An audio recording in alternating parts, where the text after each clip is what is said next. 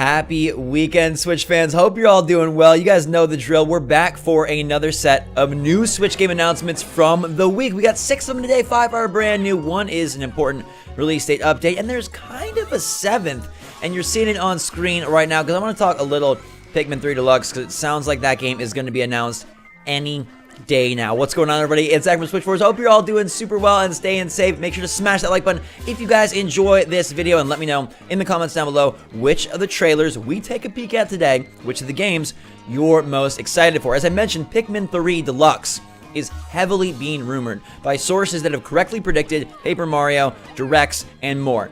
And it seems like it is imminent, meaning we're going to get a Pikmin 3 Deluxe announcement within the next few weeks. In fact, given that we have 1 more week left in May and that this could easily be a summer title, I wouldn't be surprised if next week we're talking about the full reveal and all the details from Pikmin 3 Deluxe. It is one of my favorite Wii U games. I think it's one of the most underrated Nintendo IP. I know a lot of you love Pikmin, but I still think it deserves more love. And even though it's not a brand new game, I'm so pumped by the prospect of Pikmin 3 Deluxe with additional content, and I think it'd be phenomenal on Switch, so I hope it gets announced like it's rumored soon. This week's episode is brought to you by What the Golf, a phenomenal, not quite golf game that just dropped on Nintendo Switch. You guys click the link in the description below, you can get it for 25% off, and every time you click the link, it does support the channel. So if you enjoy what we do here and you want to help out, give that link a click. Plus, this game is freaking sweet. It's a lot less about golf and sports than it is chaos, craziness, and now fun with friends, because the Switch has an exclusive 2-player mode, which is pretty freaking awesome. Double the chaos, double the fun, double the weird, wild, wacky ways you get that ball in the hole.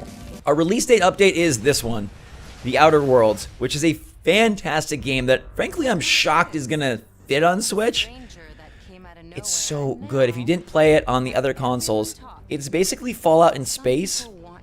And there was a lot of concern because it got delayed once because of the pandemic, and nobody knew if it was going to hit. They hadn't really said anything, and then just yesterday they said, hey, it is officially coming out on June the 5th. It's 9.8 gigs on Switch, and you can pre-order now. Like I said, it really is Fallout in space. It's got goofy humor, it's got really good combat, and it's got, most importantly, I think, engaging, interesting, unique characters and scenarios. Now, it's not my favorite game in the world, and there's something about it that makes it feel easy. I would recommend bumping the difficulty if you're familiar with games like Fallout and whatnot, because I started to feel like I was overpowered way too quickly. Nonetheless, the stories, the decisions, the plot lines, and the relationships you develop in the game, they don't require any sort of combat, and so that part of the puzzle stays fun throughout. I'm excited to see how it runs on Switch. I'm also a little nervous. I know that they are trying to make it work as well as possible, but this is a monstrous game. It's not as big, maybe, as well, it's definitely not as big as The Witcher 3, but it's not as big, I was going to say, as like some other open world RPGs, but it's substantial and it's pretty new. Like, this game released last fall, so it is the newest big open world game. It's not like we're talking about, you know, an old Saints Row or Skyrim. This is a game that's pretty darn new, so I'm curious to see how it fares, but I'm definitely excited to check it out. Because Nintendo shouldn't have all the fun, other companies are getting in on the surprise drop mentality, and Journey to the Savage Planet did it this week. They just said, boom, Thursday, we out, we're here, $30, and I love this game. I beat it to completion on PS4, and I want to play it again on Switch. It's made for Switch. It's like a goofy No Man's Sky, but with a lot more focus on combat and puzzles instead of just exploration. It's a very short trailer that they put out for Switch, and maybe it doesn't show a lot. It's also got like Metroidvania aspects where you're unlocking new power-ups to platform and work your way through, but like, just watch this again here. I mean, yes, the reviews are good. There's goofy monsters, pretty sweet combat, a lot of flying through the sky like this. Yeah, grapple hooking, jetpacking, all sorts of weird goos. They just dropped DLC. I hope that comes to Switch as well, because I'd be really excited. I haven't played that yet. I've seen some people say that the game is too short for its $30 price point, but I didn't feel that way. The final boss is ridiculous, so I think you're going to like this a lot, and I'm just happy that they did it like, boom, it's out. I think that's so cool, and I really think we're going to see a lot more of it in the next couple months.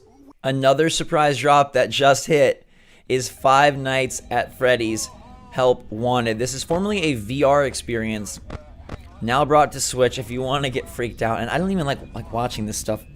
Brings back bad memories. I've never been a huge fan of these games. They spook me.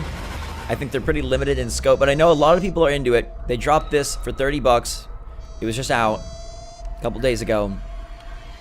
And Help Wanted, yeah, Help Wanted is like a collection of mini games. There's some other Five Nights at Freddy's stuff on the system, but if you want to relive your nightmares, or you just feel like, you know, Chuck E. Cheese was never what he seemed, you can use that HD Rumble, I guess. I don't know what it is about this game. It's not even that scary. It just, I think it's like one of those, okay, stop that. It's one of those formative like YouTube games where like everybody played it and got scared by it 8 years ago. And I don't know, nobody, yeah, it's just like, yo, whoa, but if you want to grab it, I don't know, I'm not picking it up, but it's 30 bucks, and it just came out, surprise drop, announced this week, and boom, there it is, which is cool, I'll give them credit. I just don't necessarily like this kind of game. If you know me, you know I love sports. I've been jonesing for Mario Strikers since the Switch came out. So Street Power Football is an arcade soccer game dropping this summer on Switch. It's made with the Unreal Engine, and I have no idea if it's going to bring back any of the Mario vibes at all. But I miss the era of like NBA Street, NFL Street. We got NBA Playgrounds. It's not that great in my opinion. This looks pretty cool, but it's all going to come down to the controls. They're very trick focused here, which is interesting. Like they're not even really showing. I mean, yeah, that's like the competitive. I'm surprised that they're focusing on like a weird single player challenge mode first. I don't know if that's worrisome or bold. Mario Strikers is fantastic. Like, even if they just want to port the Wii game, next level, get on that. They got this like little wrap though that they made themselves, which is kind of cute. I mean, it could be good. Again, I don't hold my breath for stuff like that because I'm like, again, like the controls and the mechanics really need to be there to make this worth your time and effort. It says that there is 4-player local and online, 6 unique modes, and sometimes with this kind of stuff, I feel like if you go overboard on the modes, it's going to be a problem, and you instead want to just simplify and focus on like 1 or 2 things that are really strong, instead of like, hey, we've got so much. Like, it's a little game, it's got a cool idea, just keep it focused, but we'll wait and see. This summer, maybe it's the most fun multiplayer game that drops, maybe it's absolute trash. TBD. Any of you play Missile Command back in the day? I didn't, but they're reimagining the classic that a lot of people like for $2.99 on May 27th, and it has a very Geometry Wars vibe to it. I love Geometry Wars. I wish Microsoft would just like say and put that on the system. They do a lot of other games like Ori and Cuphead and Minecraft, so why not Geo Wars? But instead we've got Missile Command Recharged Rockets on May 27th. I mean, if you're into arcade stuff, it's not really my cup of tea, but I could see people liking it. Do any of you like arcade games of this sort? Did any of you play Missile Command back in the day? Is anybody old enough to play Missile Command? I feel like I'm not even old enough to play Missile Command. I'm pretty old. It looks kind of nifty, though. I like that they like digitized the graphics in like a Geo Wars style, like I said, but like, hey, could we just have Geo Wars instead? Please? Last but not least, we've got a point-and-click title called When the Past Was Around, which sounds so regal and elegant. This game is about a girl who meets an owl and has to overcome her past and find herself. It has a really unique art style. Check this out. This is a trailer for the prologue. They say the development is like 60% done for Switch, and it's supposed to be coming this summer.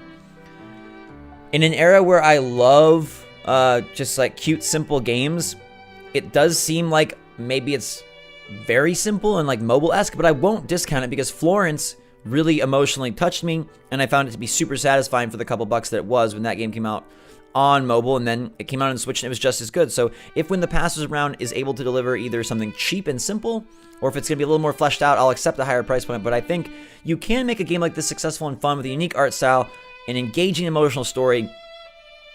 But if I'm honest, like, you got to hit the price point. Like, this cannot be like 30 bucks, or it probably can't even be like 20 bucks. I like that it's a sweet and whimsical journey. I like that there's atmospheric violin music. I like the little puzzles that I'm seeing. I like the art. I would give this one a go if it's sub $10. So please make it that way this summer. That's going to do it for our list this week. What game are you most excited for, guys and girls? I mean, I'm most excited for Pikmin 3 Deluxe, but since that was sort of like a bonus and doesn't really count, I'll instead go with Journey to the Savage Planet. I think that game is really underrated. It's one of my favorites of the year. I'm so glad they just surprise stealth dropped it on Switch. They had kind of teased like, oh, maybe we'll consider it, maybe we'll work on it. But then they put it out. I think that studio, it's their first game. They did more miraculous work, making something so polished that plays so well, controls so well, and has so many cool ideas for a first attempt. I'm sad that their studio got bought by Stadia. But hey, at least we get this game on Switch. It's a lot of fun. I think it's worth your money, and I really enjoy it. But I also give a small shout out to The Outer Worlds. I think that game's awesome. Excited to see how it runs on Switch. I am a little concerned. I will not lie.